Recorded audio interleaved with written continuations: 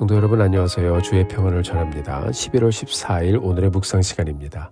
오늘도 말씀을 통해서 우리에게 다가오시고 우리를 만나주실 하나님을 기대합니다.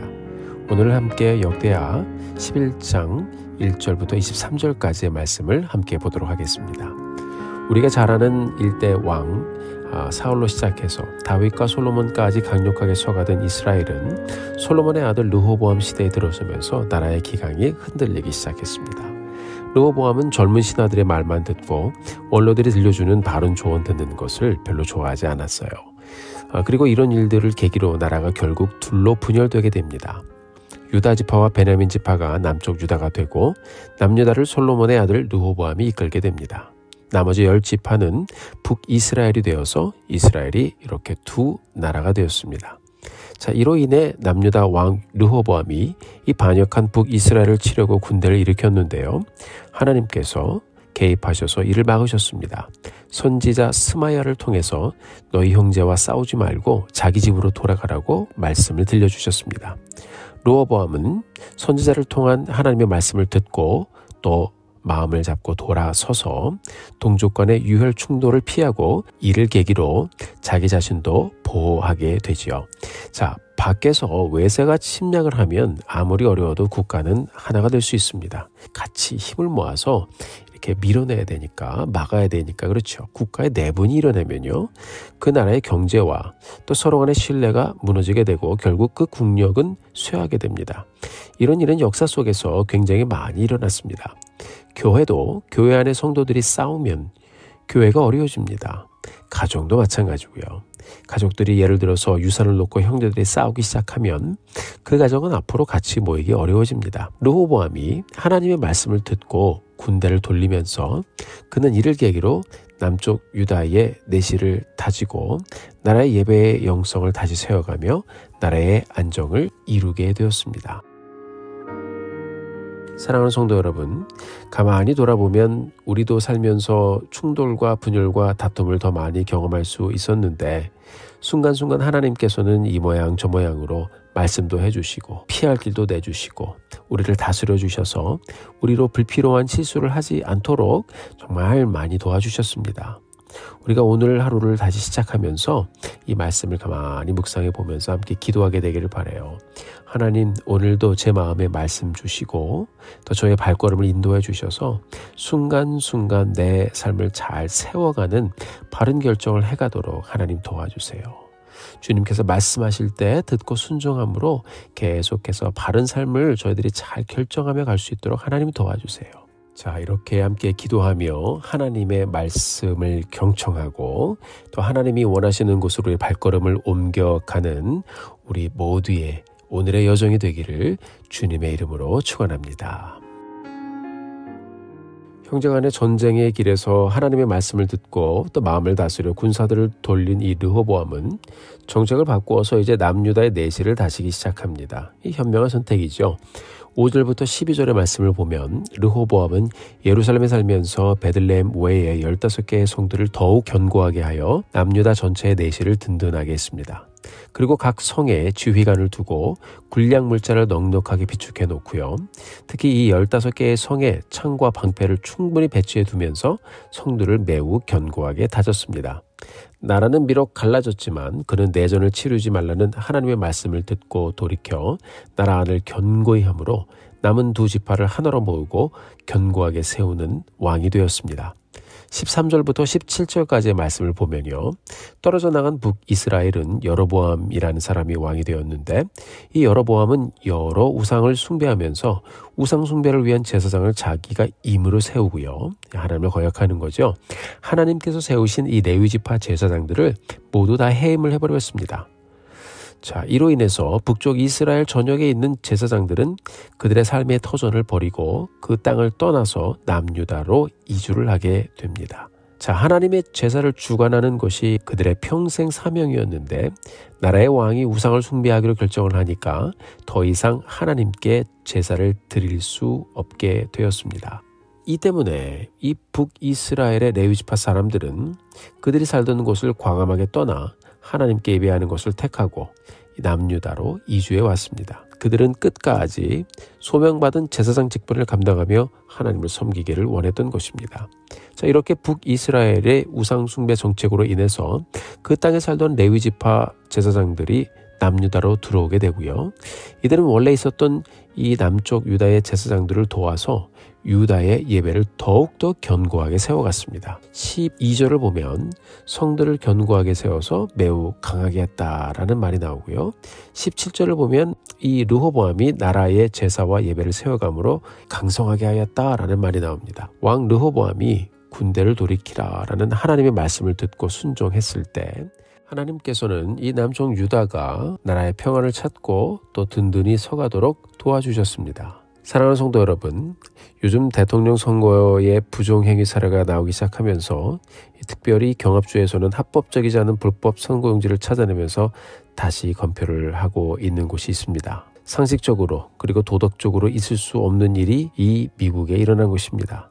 이런 불법적인 행위들을 그냥 두면 이 투표로 모든 것을 결정하는 민주주의의 가치를 무너뜨리는 범죄 행위가 정의가 되어지기 때문에 국민들은 이런 것들을 막기 위해서 법적으로 이제 막 수가 들어가고 고소가 들어가면서 이제 막 형사들이 또 개입이 돼서 이 일들을 지금 막 굉장히 집중적으로 보도하면서 정리해가고 있죠. 생각만 해도 아찔합니다. 이 나를 왜 기도합니다, 여러분. 우리 모두 함께 기도해야 될 것입니다. 동시에 여러분, 우리 삶에는 부딪히지 않아도 되는 불필요한 분쟁 또한 있어요.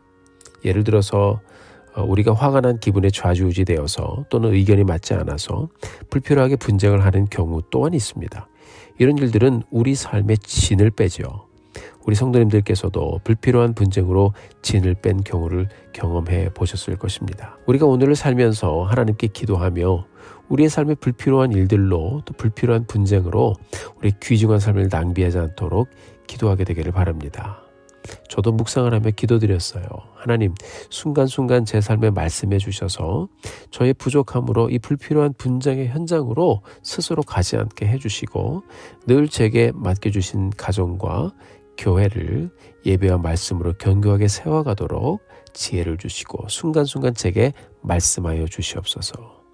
사랑하는 성도 여러분, 이렇게 함께 우리가 기도하면서 오늘의 은혜를 간구하는 우리 모두가 되기를 우리 주님의 이름으로 간절히 축원합니다.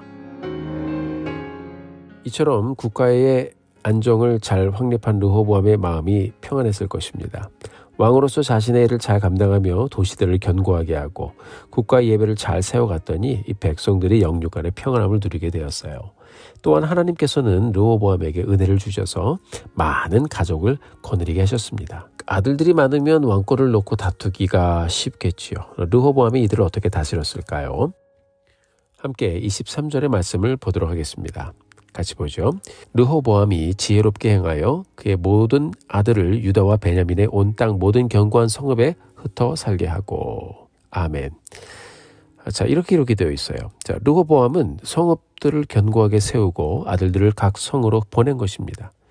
자, 형제들 간의 분열을 미리 차단하는 지혜를 발휘했습니다. 자, 이처럼 이 모든 정황과 그리고 정책들과 이 모든 것이 어디서부터 시작이 되었습니까? 바로 하나님의 말씀으로부터 시작된 여정이었습니다. 사랑하는 성도 여러분, 우리는 눈앞에 닥친 일로 앞을 보지 못할 때가 있어요. 르호보암이 그랬죠. 잘못하면 그는 분을 다스리지 못해서 왕권도 그의 삶도 가족도 모두 다 무너뜨릴 수 있는 그런 위기의 시간을 맞고 있었습니다. 그 긴박한 상황에 하나님은 선지자를 통해서 이 르호보암의 삶에 말씀으로 개입하셔서 그를 도우셨습니다. 왜 그렇지요? 아브라함의 자손들을 통해서 하나님께서 놀라운 하나님의 언약을 이루실 것을 약속하셨기 때문에 하나님께서는 순간순간 그들의 삶에 개입하시며 말씀을 주시며 그들의 삶을 인도해 주셨습니다.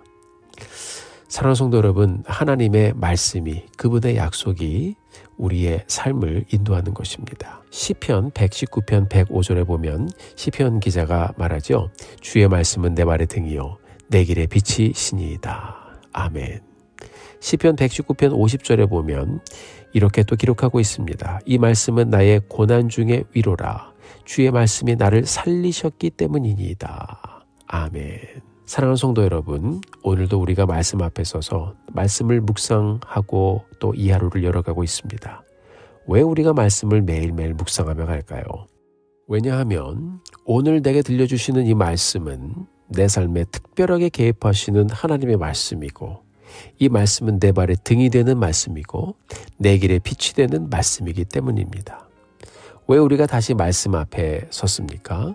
오늘도 내게 들려주시는 이 말씀은 오늘의 고난의 위로가 되는 말씀이고, 이 말씀은 나를 살리신 말씀이기 때문입니다. 우리 성도님들 모두 오늘 하루를 말씀 가운데 다시 이렇게 시작하면서 하나님 앞에 간절한 마음으로 나아가기를 원합니다.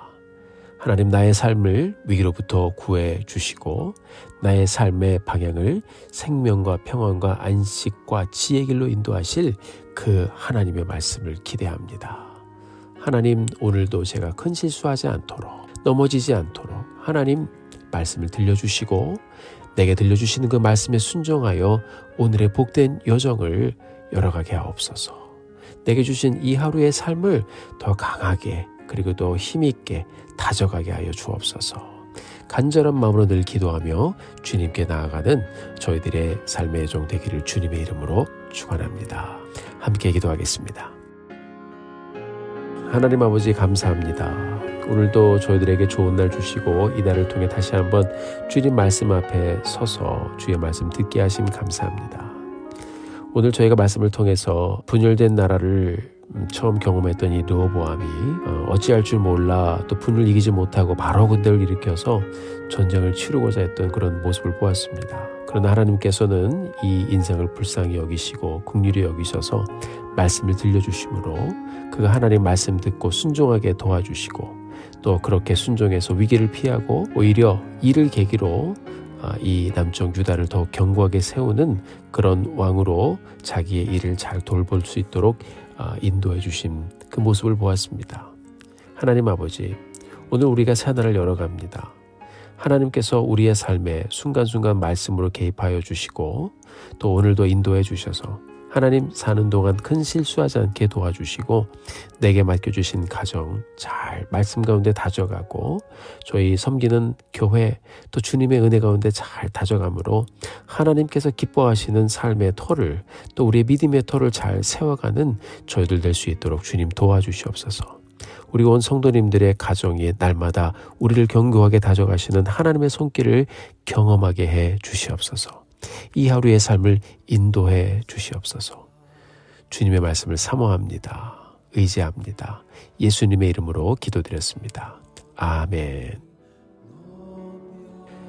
사랑하는 성도 여러분, 오늘도 힘내십시오.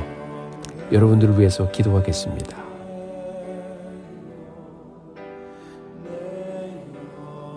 사랑하고 축복합니다.